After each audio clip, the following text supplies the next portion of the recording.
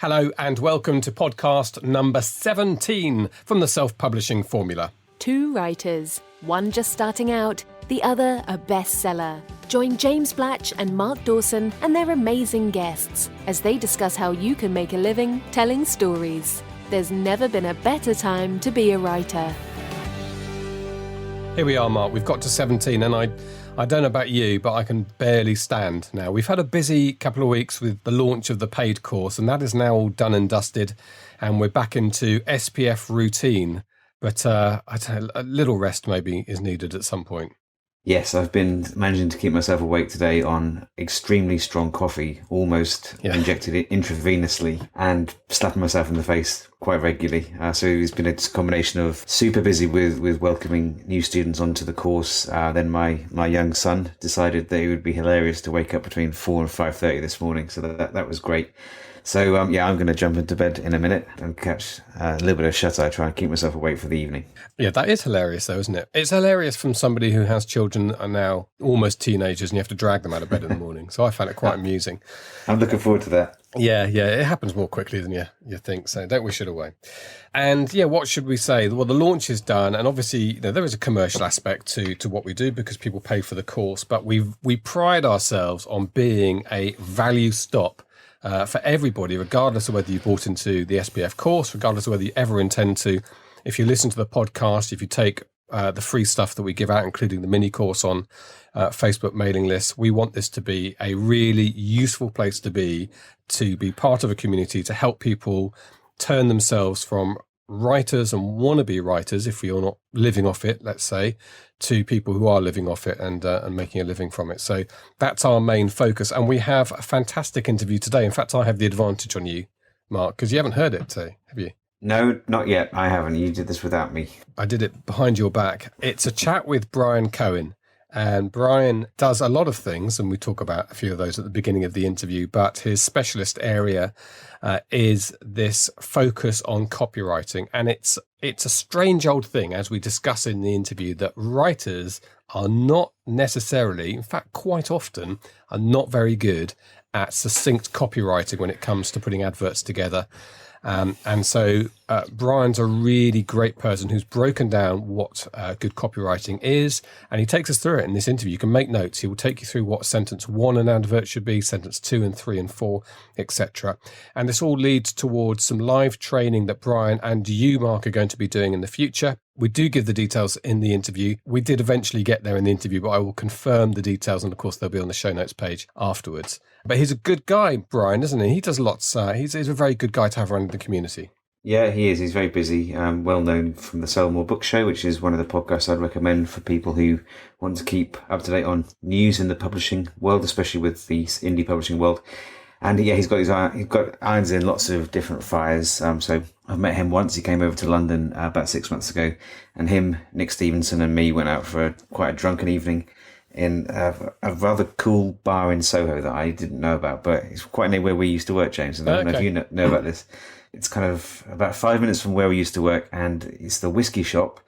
And at the back of the whiskey shop, there is a bookcase that looks like it's a normal shelf of books. And it's one of those fake doors that goes down to a little kind of cellar bar. Very cool. I didn't even know about it until we found it that evening. So that was cool. I know about it. I've heard tell of it, but I've never been there. But then my friends went about 6 months ago and they didn't invite me. So I didn't get to see it then either. Okay, let's crack on. There comes an email. Let's crack on and listen to Bryan, and we'll be back at the end of the interview with the details you need to know about the live training.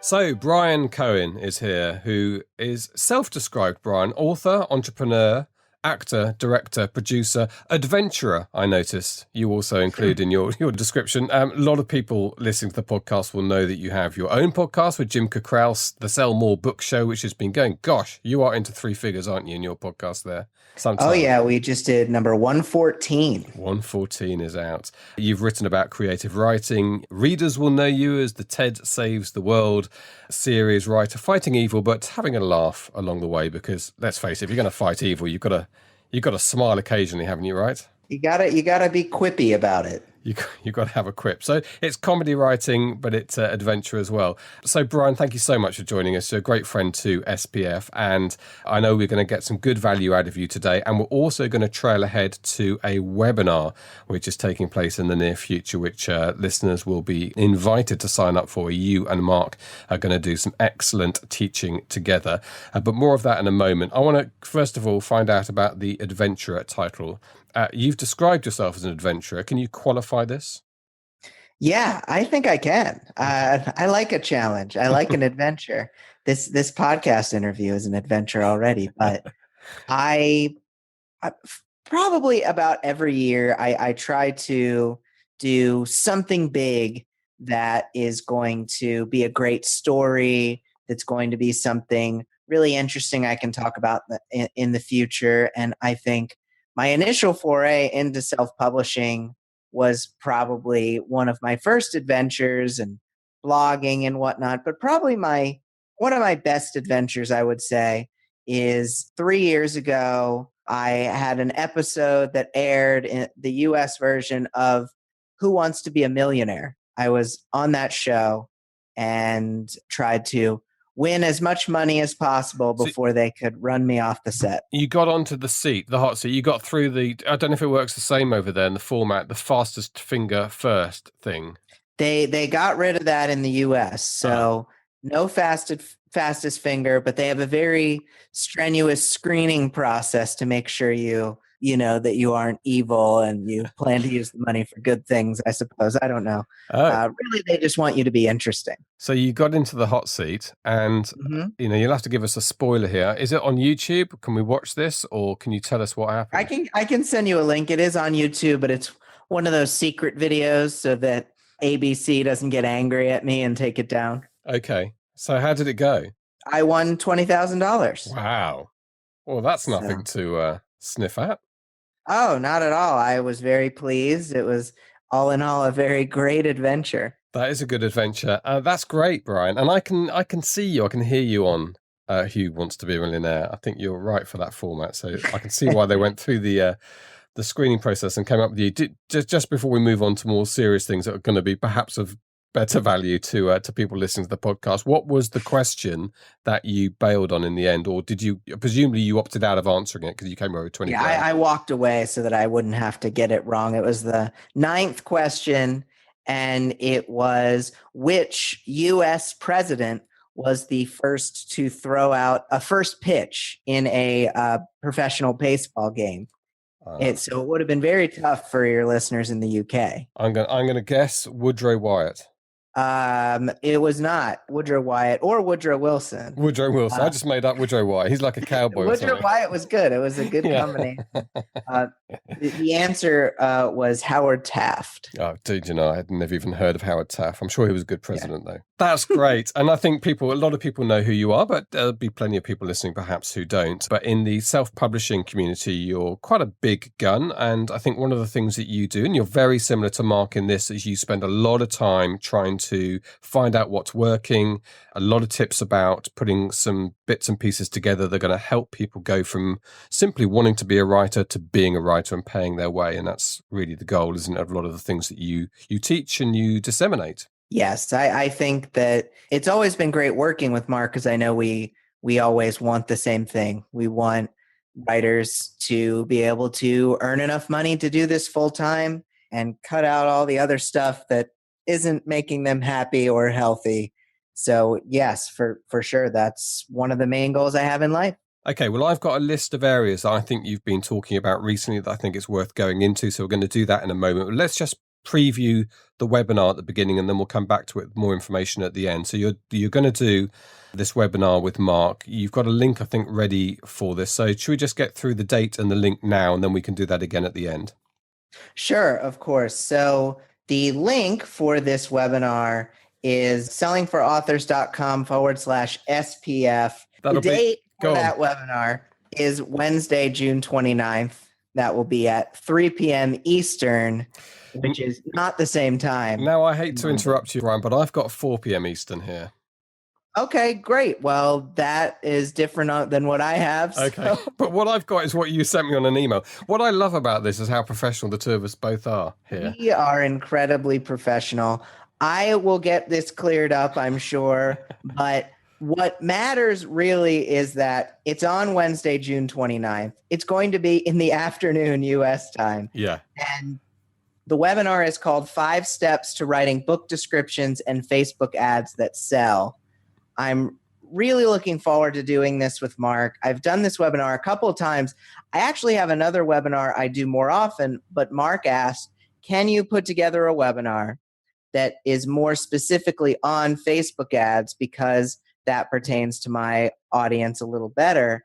And so I did that, and it's just a really great way to teach people how to write an amazing book description and then how to use that description over and over again in their other aspects of copywriting, like their Facebook ads. Okay, so just the details again. Wednesday, June the 29th in the afternoon, Eastern time, TBC, but sellingforauthors.com/SPF. And obviously on our show notes and on our website and on your website, you're going to have that link. So that's just one to put in the diary and register for. It's going to be great. And then let's carry on then with that theme and talk about copywriting, because it's odd, isn't it, that you get people who can craft a novel together but struggle to summarize. I mean, a lot of authors will say they really struggle to summarize that novel in 2 sentences. Oh yeah, I said this before, but I always see kind of the Lord of the Rings meme with Gollum from Lord of the Rings saying, we have to write the blurb, but we hates it. And it's most people hate writing the blurb. They feel like Gollum. They feel like they're in a cave and they can't figure out how to get out.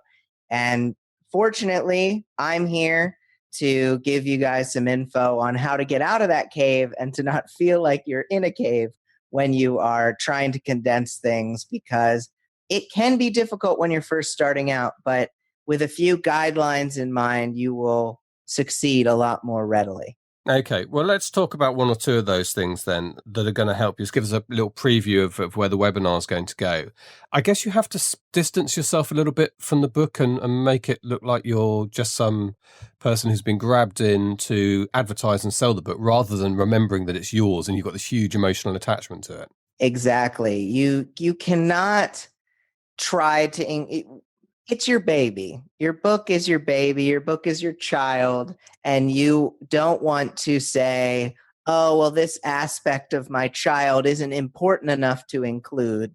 So, of course, you end up wanting to include so much, every character, every subplot, everything in there. And that just isn't going to work. And when you try to force yourself to cut things down, you don't know what to cut. So you just end up hoping for the best, throwing something up there and really praying that it works. And maybe sometimes it will, sometimes it won't, but it's not really about condensing so much as it is trying to convey what your book is about from a perspective of emotion. How will a reader emotionally connect with your book? And in most cases, that's not done through plot. That's not done through setting. It's done through the character. So I think that's the best place to start, no matter what genre you're in, is to start with that character and help potential readers connect with that character in your book description. So the emotional impact that the book, as a piece of artwork, if you like, is going to have on someone, because that's going to be the sell of the book anyway, isn't it? Exactly. If you think of any major book success in the last 20 years, more likely than not, let's say just a Harry Potter type book, people love Harry, they love Hermione, they love Ron. Sure, they talk about Hogwarts, but they don't go and say, I love Hogwarts. They say, Hermione reminds me of my daughter. That sort of, it's about that connection. And so you want to tap into what it is about your character people can relate to. How can they find a connection between either that in their life or that and some kind of feeling they have had? Is there a particular format to, I mean, the descriptions go in different places. Of course, Amazon has one format and your Facebook ad requires probably tighter copy. And BookBub, there's a different way of writing up your book there. But is there something you approach, is there a sort of formula you approach to what the first sentence should do, what the second sentence and what the third sentence should do? Or? Yes, more or less there. First sentence, I very much have, first and second sentence, I would say I have a very clear idea of what you should put in there. The first sentence in your description, I like to think of it not as part of the synopsis. I think most people say, oh, my book description, that's a synopsis of plot point A, B, C, D, E, all the way up to maybe halfway through the novel so I don't spoil the whole thing. But you start with the hook. You start with, I've called it a headline. You could call it a tagline, a log line, whatever you want to call it. It is the essence of your book. Why do people want to buy it? For Mark's book, it's, rogue ex-CIA agent saves the world. As simple as that. You just need what that hook is, and often it's related to the main character of the book. Yeah, and we've talked a lot about Adam Croft in recent weeks. He's had such great success with one book, and a lot of that could be down to the hook, which is, would you kill your wife to save your daughter? Yep, that is probably one of the best. And I know I had heard Adam talk on Joanna's podcast about how he wrote this series just so he could have the strong hook. Yeah. And then he's had so much success with it. And there's nothing wrong with writing a book just because it has a strong hook.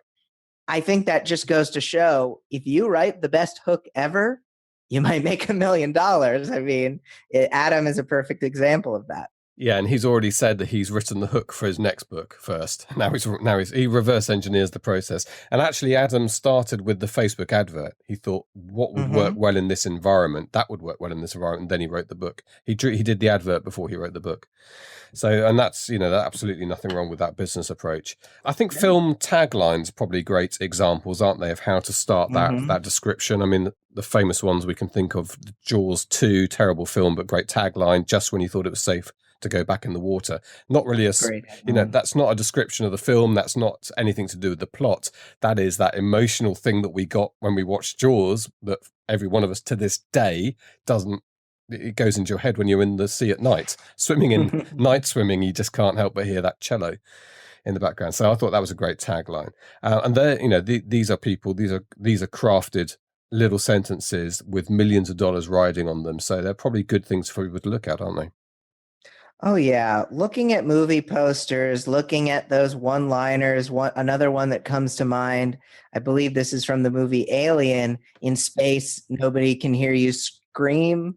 Those are the things that stick with you, and they have such an emotional resonance that it's so important. If you could reverse engineer and start with the hook like Adam has, that's awesome. But if you've already written the book, you need to find the hook in there.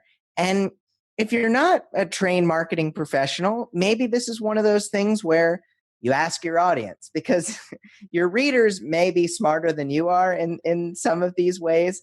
I love pulling the ideas that readers have come up with for marketing, mostly in the form of the reviews they post.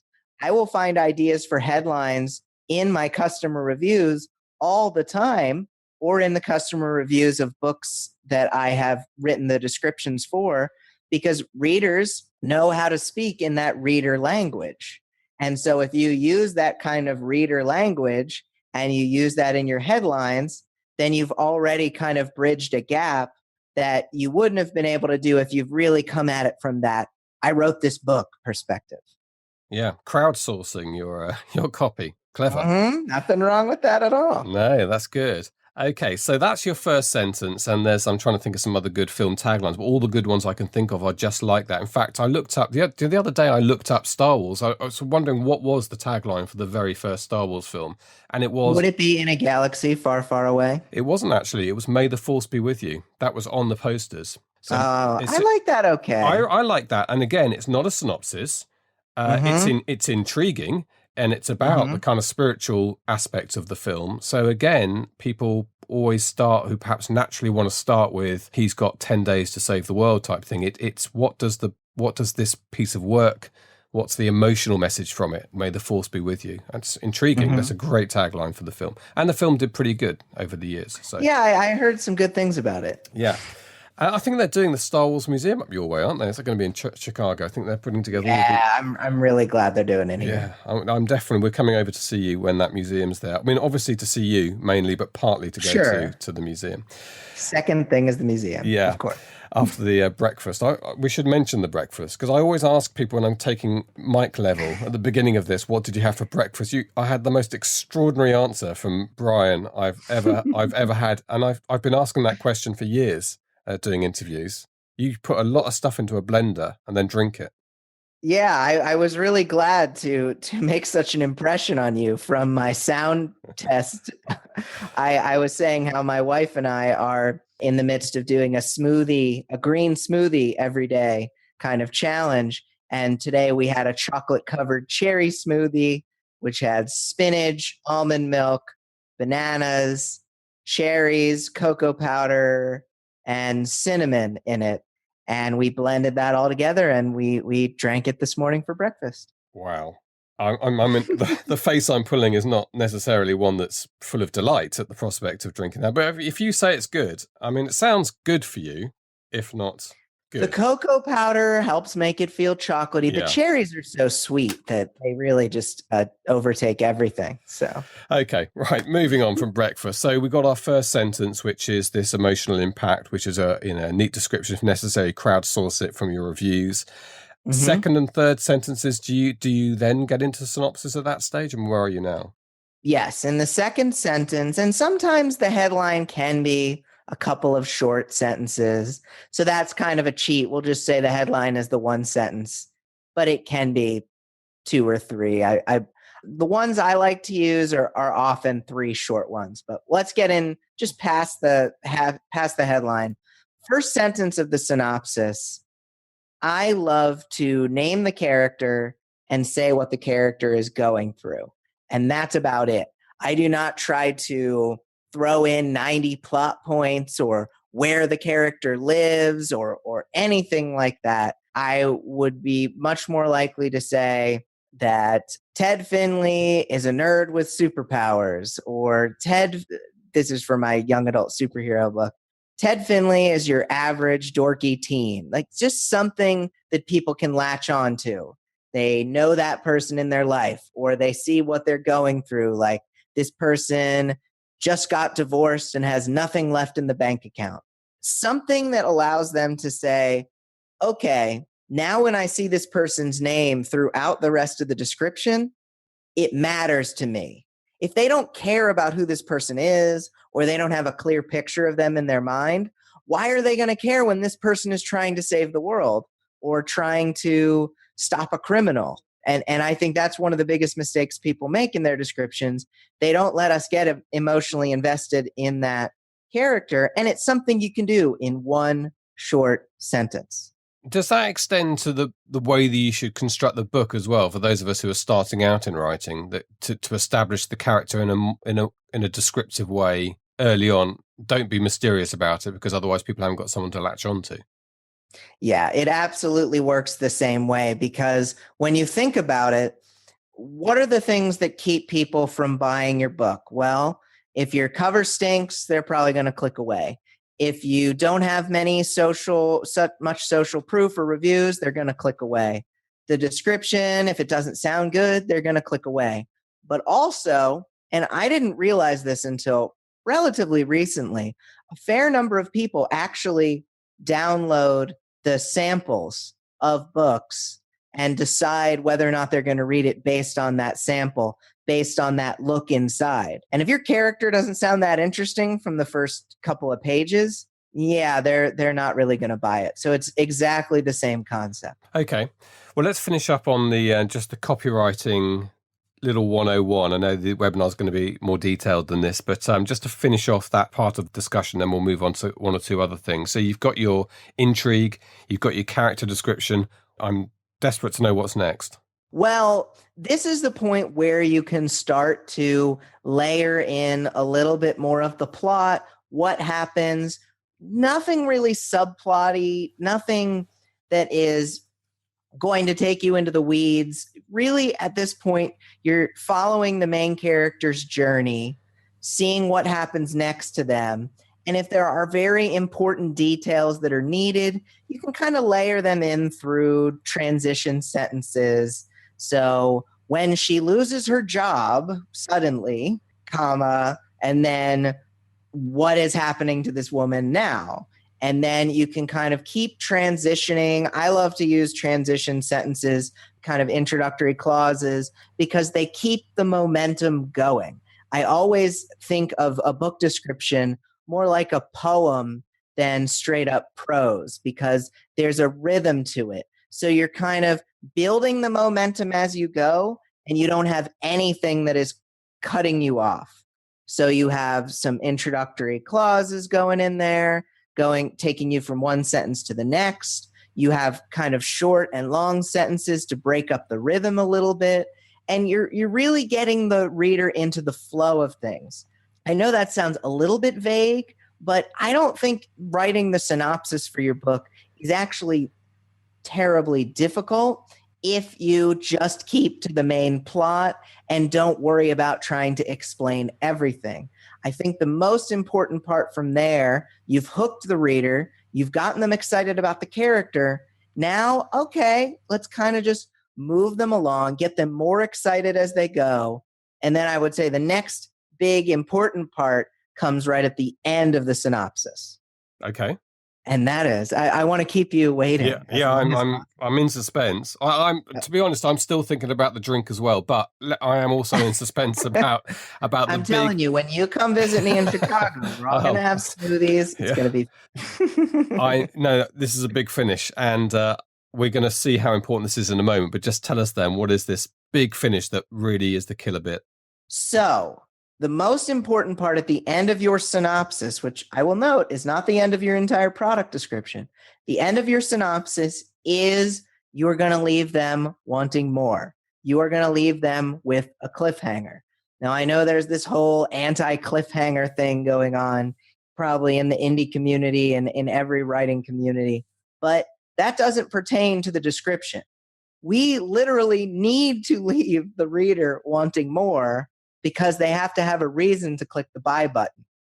So this is and it can be phrased in a question or in a declarative sentence. So this is really the part where, will the two of them find love in the midst of the wilderness? Or can he stop the ticking time bomb before it ends civilization as they know it? It doesn't have to be a question, but it's a lot easier to kind of phrase it in the form of a question while I'm trying to come up with these off the top of my head. But more or less, give the cliffhanger, get people excited, give them a reason to click that buy button.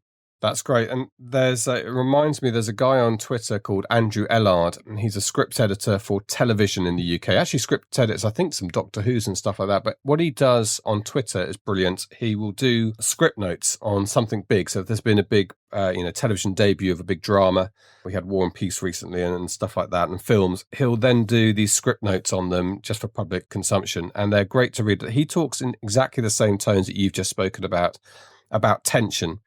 He says, if the tension's not there, and he said, this is why this scene didn't work, because there was no tension. We kind of knew what was going to play out, or we knew there was no conflict, there was no tension. You need that as the intrigue to spur that human nature thing. It's as you want to get to the resolution. And because the big problem scriptwriters have, particularly in sitcoms and stuff, is keeping that tension going. Say it might be sexual tension between Rachel and Ross or whatever. What happens when they get together? So that's a great example of why it needs to be there. And what you're saying is, even in this synopsis, in fact, especially in this little copy here. It's got to be there.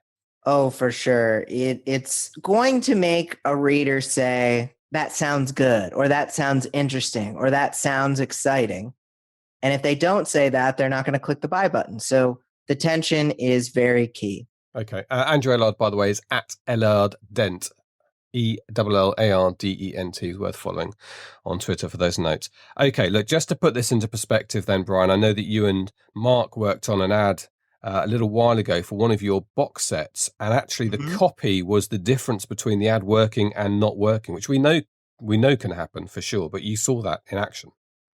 Yes, what we were doing, and this is the prime example of why you can't just copy exactly what someone else is doing and assume it's going to work. I mean, I know you guys have seen that in a big way with self-publishing formula, but I was doing an ad and we were doing a little experiment for my podcast, the Sell More Books Show, and Mark was trying to help do a box set ad. We were working on it together for my young adult superhero series. And for some reason, it was a direct sales ad straight to Amazon. It was not working. It was not performing well. We thought we had the targeting in pretty good shape, but it was not converting. And so we said, I don't have any idea why this isn't working. Let's put it out to the community. We put it out to the self-publishing formula group. And for the life of me, I don't remember exactly who pointed it out, but someone sent us a screenshot of their mobile device and showed that the first sentence, which was a little bit long, which was describing what was in the box set, how many reviews it had, etc. The first sentence cut off in the middle. So it didn't leave people hanging in a good way because it was in the middle of a sentence. And it didn't have the hook. The hook was below that, actually talking about what was exciting about the book. And so we said, all right, well, let's change that. And we workshopped a couple of ideas for headlines. And we ended up using the hook, kind of a young adult supernatural hook. When supernatural war strikes, a nerdy teen will rise. So we've got that it's young adult. We've got that there's kind of a superhero in there, et cetera, et cetera. Things shot up by about 20% immediately after we put in this headline. And the ad started getting a positive return on investment, all because we changed the copy. My sentence that I had written in there before, it was working perfectly well for Mark because I basically copied just changing in my info for his for a long sentence, but it wasn't working for mine.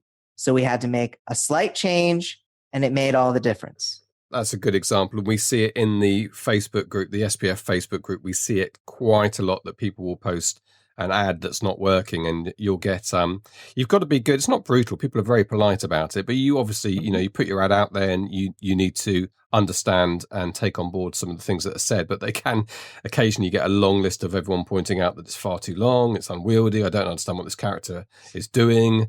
And what is this book about? Is it romance? Is it a thriller? It's not clear, so all of that stuff comes out. And the biggest mistake you will frequently see, which we go back to from the beginning, is overlong descriptions, overlong literal descriptions. And it's a very, very common mistake. But the edge between going to your 9 to 5 and writing on the train on the way home or in the evening and sitting at home making money as a writer can be this stuff.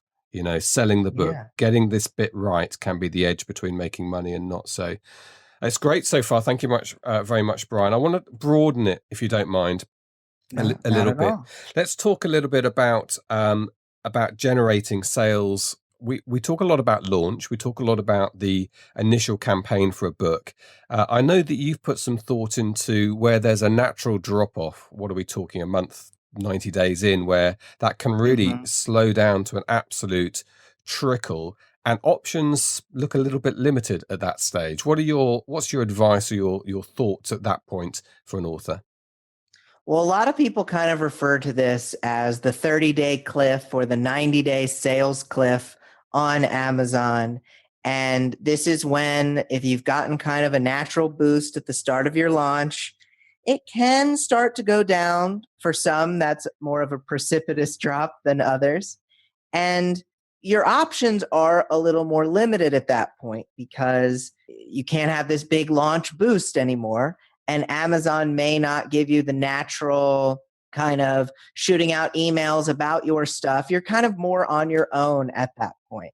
And so when you're doing that, you really need to think about conversions. You need to think about, okay, I have this page out here. This essentially, it's a sales page. And I am getting traffic to it. And if you aren't getting traffic to it, you obviously need to send traffic to the page through Facebook ads, through promotions. If you're one of the 5% that gets accepted by BookBub, good for you. You use that. You use other email promotion sites. But no matter what methods you use to send traffic, because your options are more limited at this point, you need to improve those conversions, getting people who visit your page, a higher percentage of those people to actually click the buy button. That conversion rate becomes significantly more important.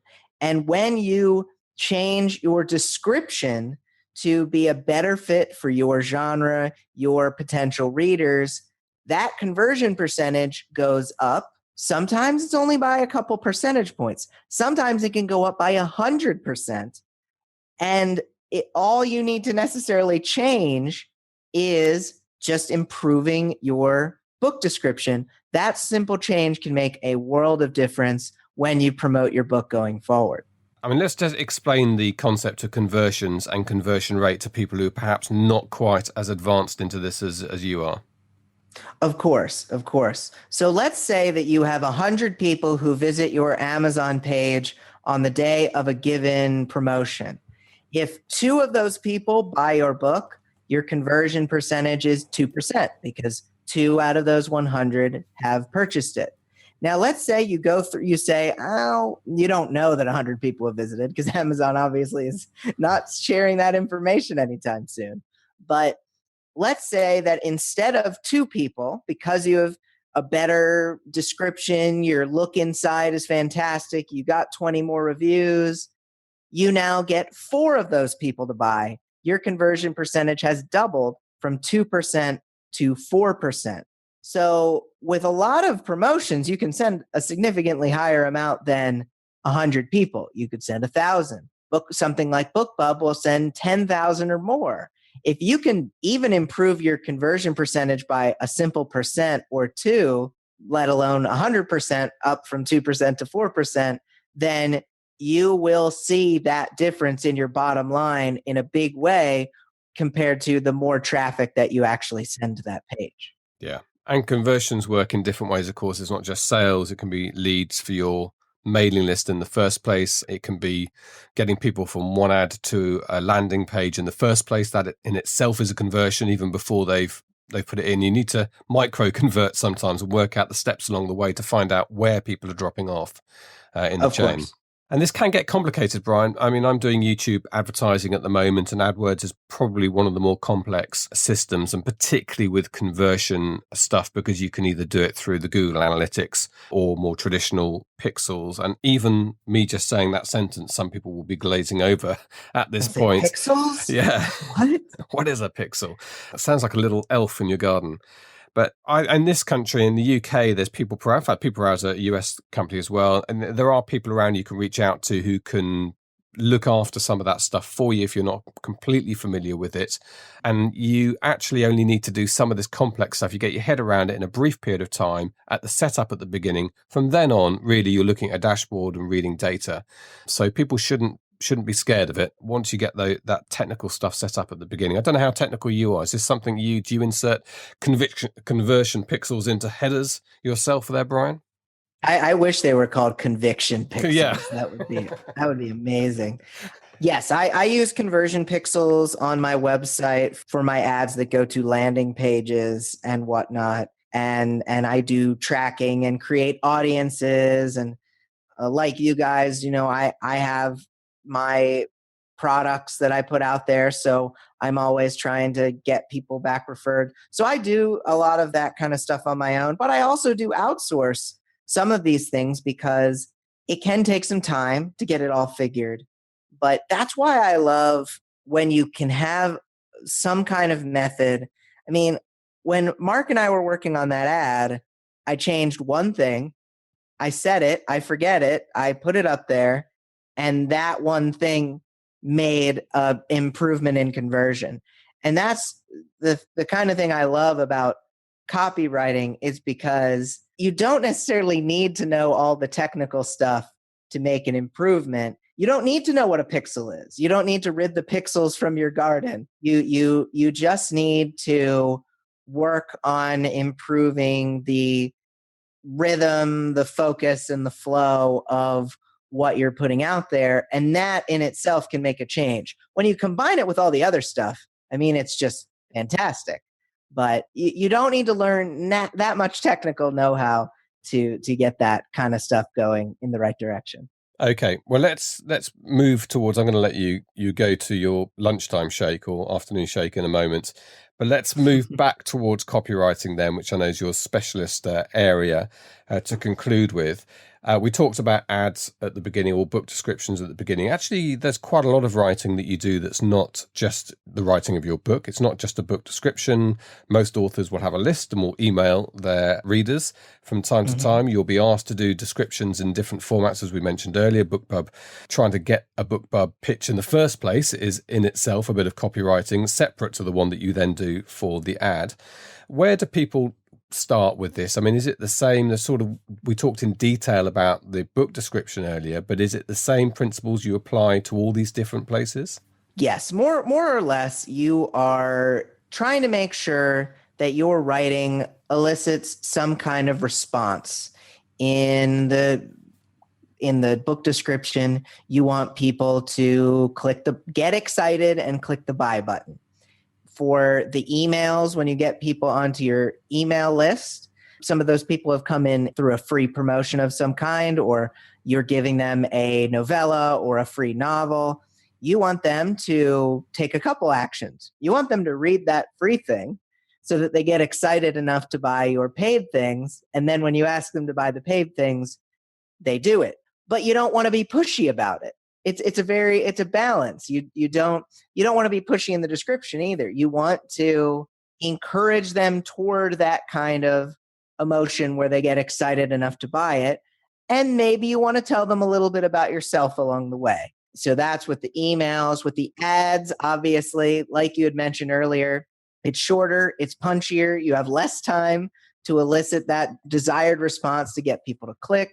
Same with a landing page. You don't have a lot of room. You want to make sure your button is above the fold so that people will actually click on it and get excited. And then another thing with copywriting that I think is important in the early days, when you don't have that advanced reader list that Mark has used to launch his books very high in the store and get 100+ reviews on the first day. If you don't have that list yet, but you need reviews, another thing you can do is send out review requests to book reviewers. And that has a certain response you want to elicit from people. You want them not to delete your email. You want them to actually go and review it. And it's another thing. You can't be too pushy, but you need to be pushy enough to make sure they take the desired action. So it really comes down to writing in a certain way to get people to take action, but without them feeling like you're coercing them or pushing them too hard into that action. Yeah, and I guess that's the same in it's when you talk to a salesman who's having a conversation with you that's valuable because it's giving you information and steering you towards a sale, than a salesman who's like, is it Gil in The Simpsons, who's desperate, his wife and kids are going to starve if you don't buy the car from there and then. Nobody wants to do business with that guy. So it's a tone thing, but it's conversation is probably the key word, I would imagine, with that type of email. It is a conversation rather than the sort of pitch that you do in other circumstances.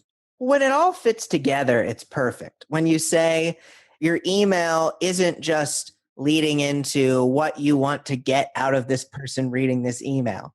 It should be a story. It should have something that resonates with people, kind of like your description has a character people can resonate with. It's all about that emotional resonance. But then the story you tell, when it's connected to the offer in that email, then it kind of flows better. It makes more sense. And you can take things to an even higher level when you have something at the end of that email that's trying to show that you care about them. You ask them for their opinion. You ask them what you think about this story that you just told or what books they read. When you kind of have that all going together, it does feel a lot more conversational as opposed to trying to push someone into something. You are telling them a story. You're saying, hey, here's how you can take action on this story. And then you ask them, hey, what do you think of this story? And it's not, don't direct quote, say that in your email because that is not good. But when those things combine into one email, it feels a lot more like two friends talking as opposed to a salesman like Gil.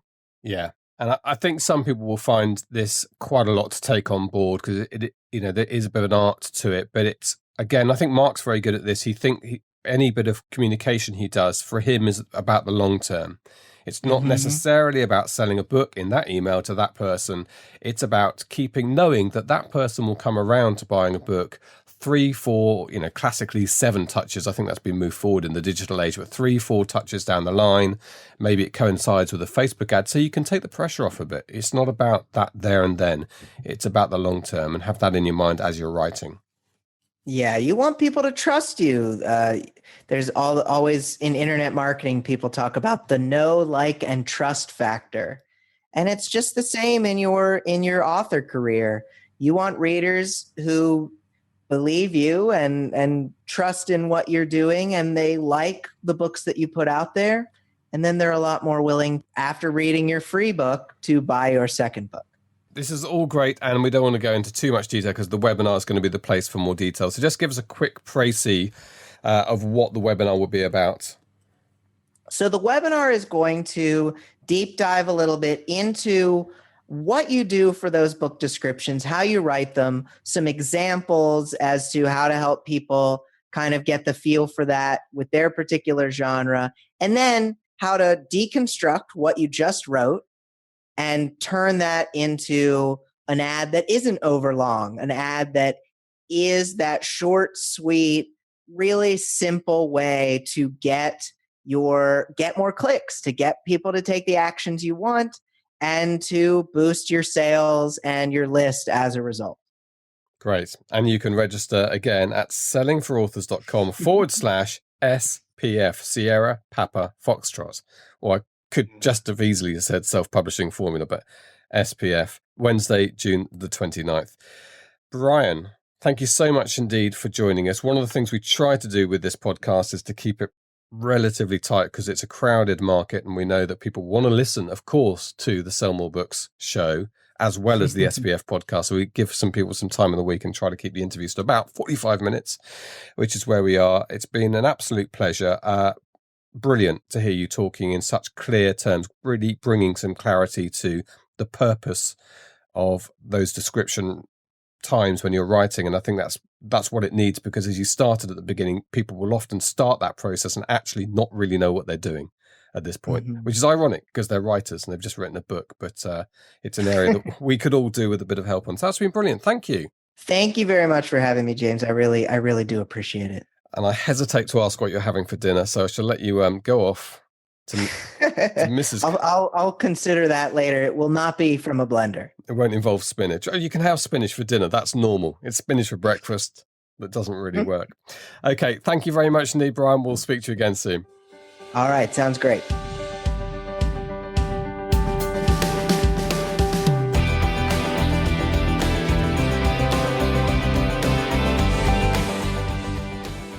There you go. It is odd, isn't it, Mark, that people who can write a novel and a short story and a novella can't put together the 5 sentences needed to sell the book. Why is that?